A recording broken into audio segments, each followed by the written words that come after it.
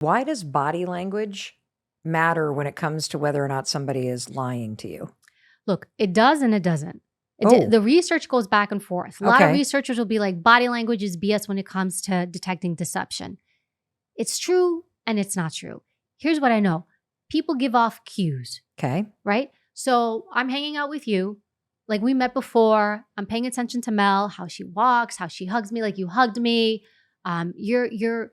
You're base. So I get like a baseline on you, right? I start to in the few minutes I get to know Mel, I get her baseline. And what are you looking for when you're assessing a baseline? Because anybody could use this. You could use this on a first date. You could use this in a You should use business this meeting. everywhere. Okay, great. So let's start with a scenario where you're walking in and you're about to meet somebody, and I want to just get a baseline. What are the data points I'm kind of looking for if I want to size somebody up? Okay.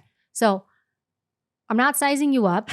But I'm going to use Mel because Mel, we're using Mel. So when I walk in, Mel, immediately you come over, Yep. you're open, Mhm. right? So you're open. You weren't holding anything in your arms. You didn't have your arms crossed. Like you were very open and welcoming. So immediately you see me. You didn't even, you know what else you didn't do? You didn't try to be busy in a corner somewhere and let your peers come over to greet me first. Like Emily met me at the elevators, but that was it. As soon as I walked in, actually, you came right away. Evie. So it's not like your team started handling me. So to me right away, I'm like, she's very comfortable. She's very confident. She's very warm and welcoming. Immediately, I'm like, I like her. So, Oh. but you feel people. Do you not? Do you not feel people's vibration too? Like the essence of what they give off? I think that's 100% right. And what's interesting about you reflecting back on just that literally 10 seconds was that today I'm exhausted.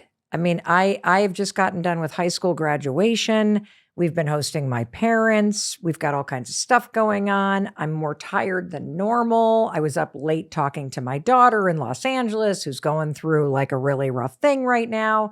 And so I am happy to hear that I just instinctually walked over to you and that the experience for you was that I was open, I was warm because I know that's who I am, but I didn't think about how I would greet you. And so it's interesting to hear how many data points you had in that short interaction. And also, it is true.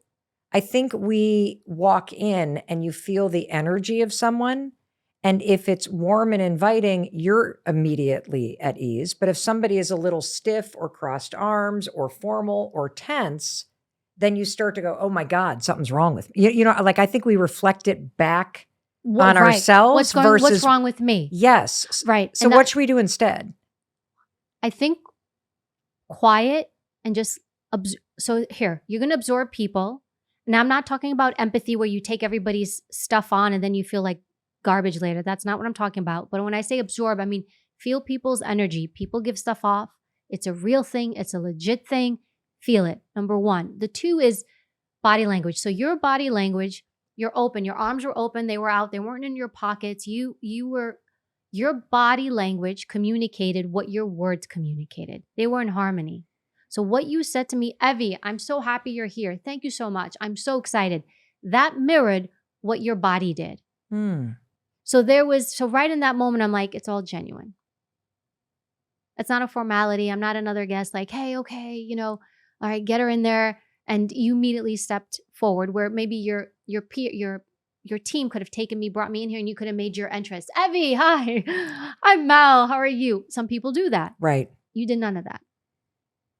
So when somebody gives you either weird energy or they are kind of open, but body language is off and you're reading something's off, pay attention to it. First, don't make it about you.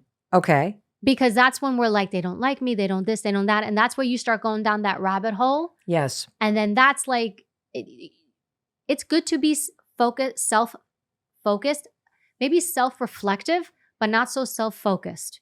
Because then we start to make everything about us. And sometimes, most of the time, nothing to do with us.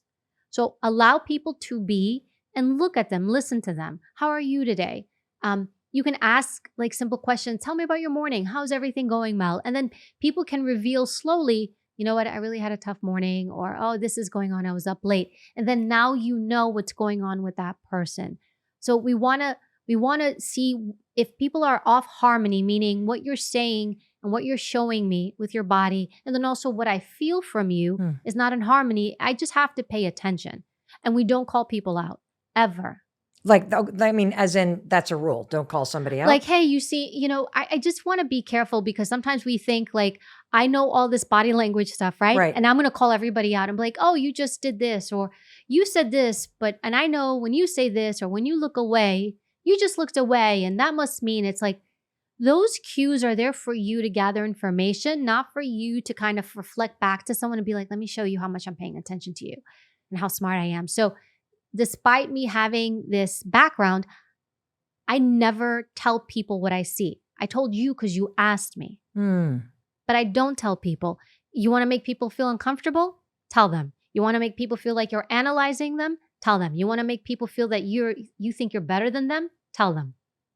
We don't need to do that. It's for you to understand the people around you and who you're dealing with so you can make smarter decisions with people. That's what this is for. You served on this elite polygraph unit for the Secret Service. You were trained to be a human lie detector. They call them examiners. I was like, nope, don't want it. I didn't take a single criminal justice class. 0. I mean, that right there proves that anybody can learn anything.